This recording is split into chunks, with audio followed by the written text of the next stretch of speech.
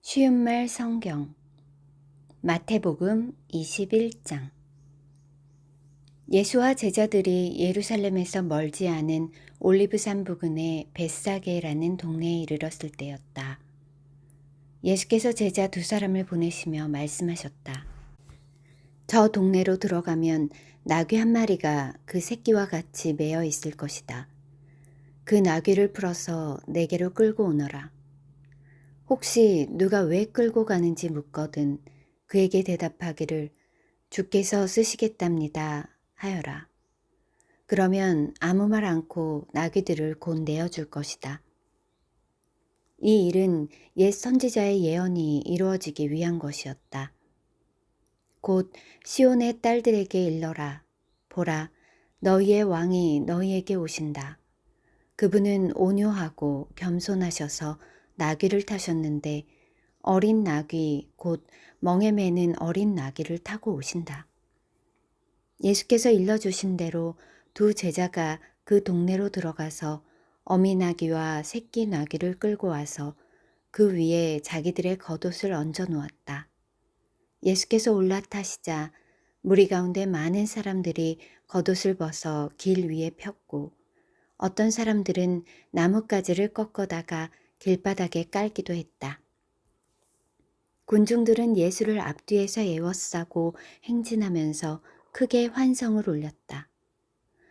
호산나 다윗의 자손이여, 주님의 이름으로 오시는 분이여, 지극히 높은 곳에서 호산나. 예수께서 예루살렘 성읍 안으로 들어가시자 온 도시가 들끓었고 사람들마다 이분이 누구요? 하고 물었다.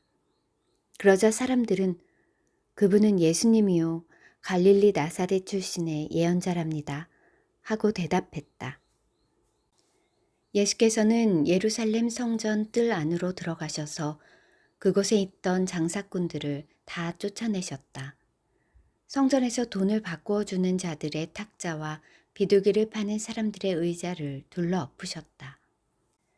그리곤 큰 소리로 그들을 꾸짖으셨다.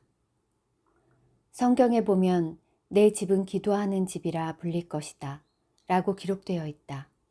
그런데 당신들은 이 집을 강도의 소굴로 만들어버렸다. 한편 성전뜰 안에는 맹인들과 절름발이들도 있었는데 그들이 예수께 나아오자 예수께서는 그들을 모두 고쳐주셨다. 이를 지켜보던 대제사장들과 율법교사들은 어린아이들까지 성전 안에서 호산나 다윗의 자손이여 하고 외치는 광경을 보고 화가 치밀어 올랐다. 그래서 예수께 따지듯 물었다. 당신은 아이들이 뭐라고 하는지 듣고 있는 것이요? 예수께서 말씀하셨다. 다 듣고 있소. 당신들은 어린이들과 젖먹이들의 입까지도 주님을 찬송할 것이다 라고 기록한 성경 말씀을 읽어보지 못하였소? 그런 후 예수께서는 그들을 떠나 예루살렘 성 밖에 있는 베다니 마을로 가셨다. 그리고 거기서 밤을 보내셨다. 이튿날 이른 아침 예루살렘으로 되돌아오시던 중 예수께서 매우 시장하셨다.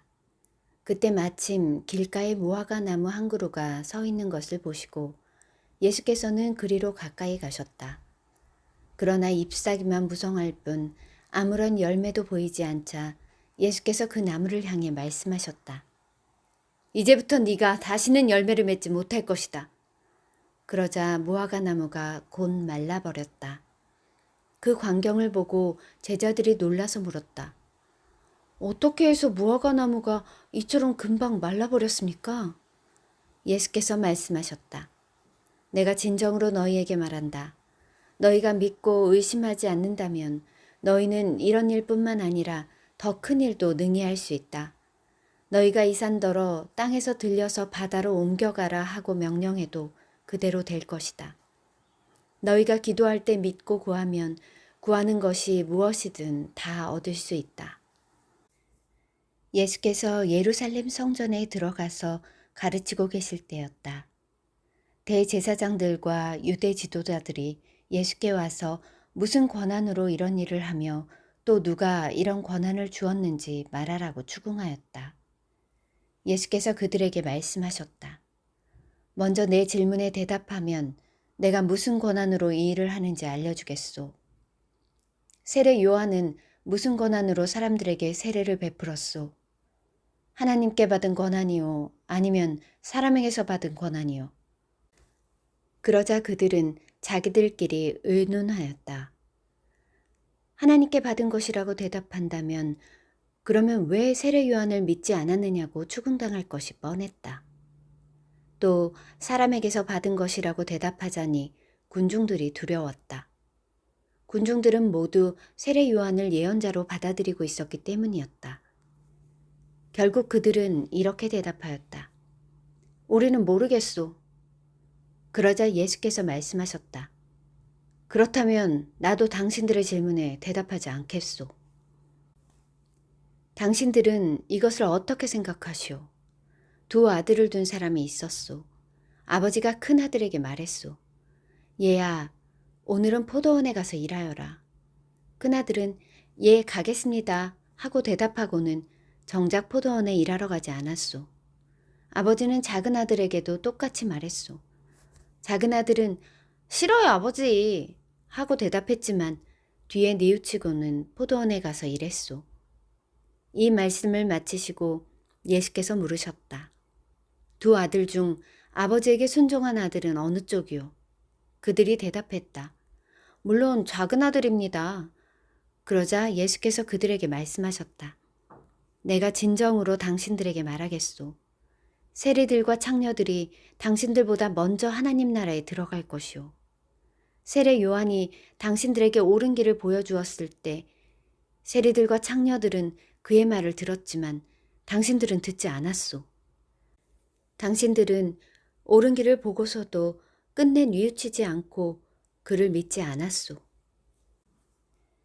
이제 이 비유를 들어보시오. 어떤 주인이 포도원을 일구고 울타리를 둘러쳤소. 포도즙을 짤 큰 구덩이를 파고 망대도 세웠소. 그런 후에 포도원을 소작인들에게 맡기고 멀리 여행을 떠났소. 수확할 때가 되자 포도원 주인은 종들을 보내 소출을 받아오라고 했소. 그런데 소작인들은 종들을 붙잡아 하나는 때리고 하나는 죽이고 하나는 돌로 쳤소. 주인은 다시 더 많은 종들을 보냈으나 결과는 마찬가지였소. 그러자 주인은 설마 내 아들은 함부로 대하지 않겠지 하고 생각하여 자기 아들을 보냈소. 소작인들은 그 아들이 오는 것을 보고 수군거렸소. 저 사람은 포도원을 상속받을 사람이다. 잘됐다. 저놈을 죽여버리고 포도원을 우리가 차지하자. 소작인들은 주인의 아들을 붙잡아 포도원 밖으로 끌고 가서 죽여버렸소. 일이 이 지경이 된다면 포도원 주인이 돌아와서 소작인들을 어떻게 할 것이라고 생각하시오? 유대인 지도자들이 대답하였다. 물론 포도원 주인은 악한 소작인들을 모조리 죽이고 소출을 제대로 바칠 만한 다른 소작인들에게 그 포도원을 맡길 것입니다. 그러자 예수께서 그들에게 말씀하셨다. 당신들은 성경에서 이런 말씀을 읽지 못하였소? 집 짓는 이가 버린 돌이 이제는 모퉁이를 바치는 머릿돌이 되었다. 주께서 이루신 이 일, 우리 눈에 너무나 놀라워라. 잘 들으시오. 하나님께서는 당신들에게서 하나님 나라를 빼앗아 그 나라의 소출을 제대로 바칠 백성들에게 맡기실 것이오. 누구든지 이 돌 위에 넘어진 사람은 모두 다칠 것이고 이 돌 밑에 깔리는 사람은 가루처럼 으깨어질 것이오. 대제사장들과 바리새인 지도자들은 이 비유가 자기들을 두고 하는 말인 것을 알아차리고는 예수를 체포하려고 하였다. 하지만 예수를 예언자로 믿고 있는 군중이 두려워서 감히 그렇게 하지 못하였다. 아멘.